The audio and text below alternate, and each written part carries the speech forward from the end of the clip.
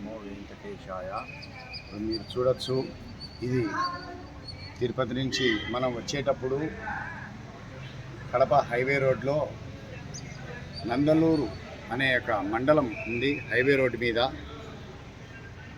ఇక్కడ నందలూరు ఊర్లోకి వస్తే హైవే రోడ్డు నుంచి 1 కిలోమీటర్ ఊర్లోకి మనం వస్తే ఇక్కడ పురావస్తు శాఖ వారు ఆధ్వర్యంలో వారు నిర్వహిస్తున్న శ్రీ సౌమ్యనాథ స్వామి టెంపుల్,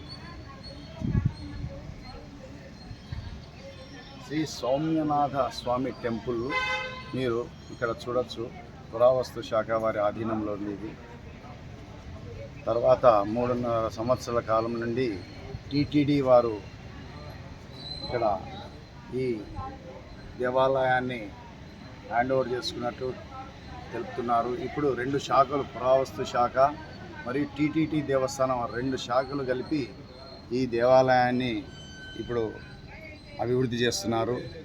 ఇక్కడ స్వామివారిని వీడియో తీయనీకి లేదు, పూజారులు మనకు అబ్జెక్షన్ చెప్తున్నారు. ఇక్కడ స్వామివారి మూల విరాటు ఒక ప్రత్యేకత ఉంది. ఎక్కడైనా మూల విరాటులు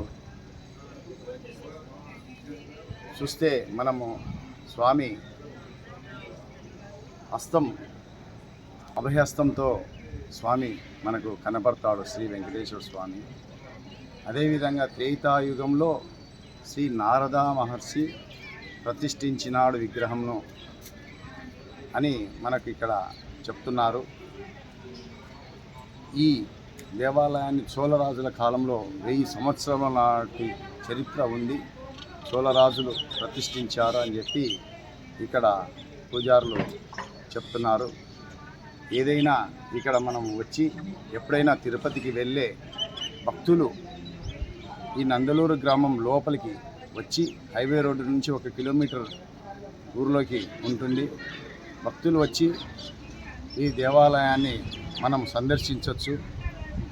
ఈ దేవాలయంలో మనము స్వామివారిని దర్శించి వెళ్తే కూడా బాగుంటుంది అని చెప్పి ప్రజలు అందరికీ, మేము మా మిత్రులకు, మా శ్రేయోభిలాషులకు, మా సబ్స్క్రైబర్స్కి అందరికీ తెలియజేస్తున్నాము. ఓం నమో వెంకటేశాయ.